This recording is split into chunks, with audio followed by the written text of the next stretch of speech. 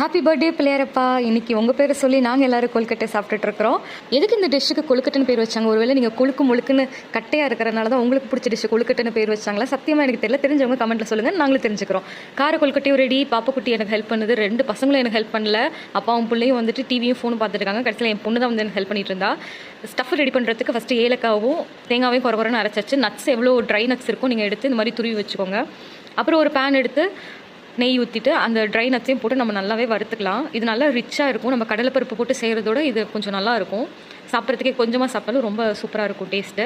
So இது கொஞ்சம் வறுப்படவும் இந்த தேங்காவையும் போட்டுட்டு நல்லாவே வறுத்துக்கோங்க. தேங்காயில் உள்ள தண்ணி எல்லாமே ட்ரை ஆயிடணும். வெல்லமும் பாப்பா நுணுக்கி கொடுத்தா. ஸோ வெள்ளத்தையும் ஒரு 2 கைப்பிடி தாராளமாக அள்ளி போட்டுக்கலாம். ஃபஸ்ட் எடுத்தோடனே கொஞ்சம் கொலன்னு தான் இருக்கிற மாதிரி இருக்கும். ஸோ நீங்கள் பயப்பட வேண்டாம். அப்படி நீங்கள் சிம்மில் வச்சு விட்டுட்டிங்கன்னு வச்சுக்கோங்க. ஆனால் கிளறிட்டே இருக்கணும் கைவிடாமல். நல்லா நைஸாக நுணுக்கி போட்டுக்கிட்டிங்கன்னா உங்களுக்கு சீக்கிரமாகவே ரெடி ஆகிடும் ஸ்டஃப்பு.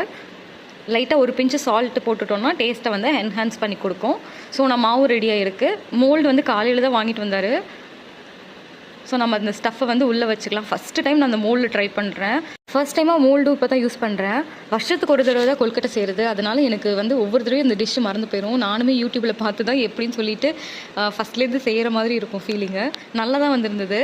சரி, இப்போ நம்ம வந்து வேக வச்சிடலாமா? ஃபஸ்ட்டு ரெடி பண்ணிடலாம். டடா, ரெடி ஆகிடுச்சு.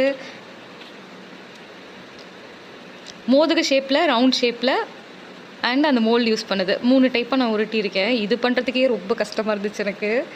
அவ்வளோதான். இப்போது இட்லி சட்டி வந்து நான் ப்ரீ ஹீட் பண்ணி வச்சிட்டேன். தண்ணி ஊற்றி முடிஞ்ச அளவுக்கு வந்துட்டு ஒரு இட்லியே எடுத்துடலாம் அப்படின்ட்டு அங்கங்கே அட்ஜஸ்ட் பண்ணி வச்சாச்சு. கொஞ்சம் சீக்கிரமாகவும் வெந்துடும். 5 to 10 மினிட்ஸில் வெந்துடும். இன்னொரு பின் குறிப்பு விஷயம் நான் சொல்ல வேண்டியது என்னென்னா, கட்டைனா எங்கள் ஊரில் வந்துட்டு குண்டாக இருக்கிறவங்கள கட்டைன்னு சொல்லுவாங்க. ஸோ நான் அதை மீன் பண்ணி தான் பிள்ளையாருக்கு நான் சொன்னேன். ஸோ இது தப்பாக எடுத்துகிட்டு கண்ணா பின்னா கமெண்ட் போடு ஒரு சங்கம். தயவு செஞ்சு கமெண்ட் பாக்ஸில் பாஞ்சிடாதீங்க. நான் வந்து நல்ல மீனிங்கில் தான் சொன்னேன். நெக்ஸ்ட் வீடியோவில் பார்க்கலாம். டுடேஸ்.